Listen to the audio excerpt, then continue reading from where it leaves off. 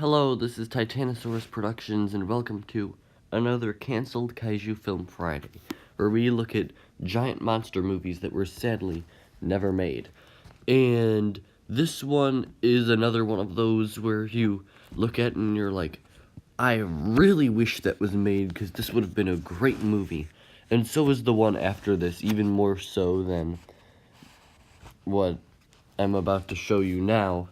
But that's for next week, which you'll hear at the end of the episode what it is. Anyway, this week is Godzilla, Legend of the Asuka Fortress.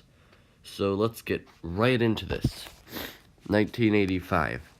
Intended release date undetermined. Screenplay by Shinichi Sekizawa. I'm sorry if I mispronounce any of these names.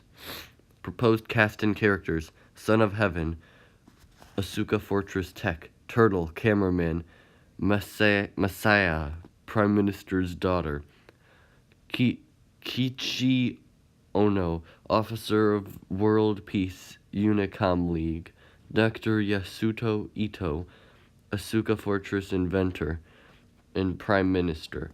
Proposed monsters: Godzilla and the Asuka Fortress. Story: in the year 2000, Godzilla has been sedated in the Japan Trench by means of a special frequency. At the same time, scientist Dr. Ito has created the new superweapon, the Asuka Fortress. The Prime Minister of Japan intends to use the giant robot to enforce world peace, in quotes. Instead, the Asuka Fortress commences the Operation Death and kills the Prime Minister and his cabinet, with all other life on Earth set to follow. A tech nicknamed Son of Heaven for the Asuka Fortress awakens Godzilla from the Japan Trench. The Asuka Fortress recognizes Godzilla as the only creature capable of destroying it and sends out an unnamed super helicopter to battle Godzilla at sea. Also, here's just a little side note. The unnamed super helicopter is, like, it was the original concept for Super X2, from what I know. Yeah, that's it. Godzilla retreats into the depths after damaging the super helicopter, which is repaired at the fortress. Godzilla comes ashore and battles the Asuka Fortress at Mount Fuji, where the battle ends in a standstill. When Son of Heaven's love interest, Sayama, is kidnapped by a robot duplicate from the Asuka Fortress. He and his friends must break into the fortress to rescue her. At the same time, Godzilla returns to battle it.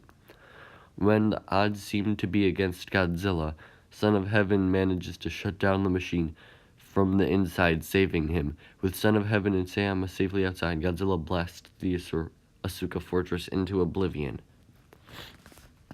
Now, I just want to point out how all of the pictures I'm showing for this episode are different different pictures of the Asuka Fortress, whether they're fan art or concept photos or something like that. But yeah, there's 4 different ones that I just looked up and I found all of them there.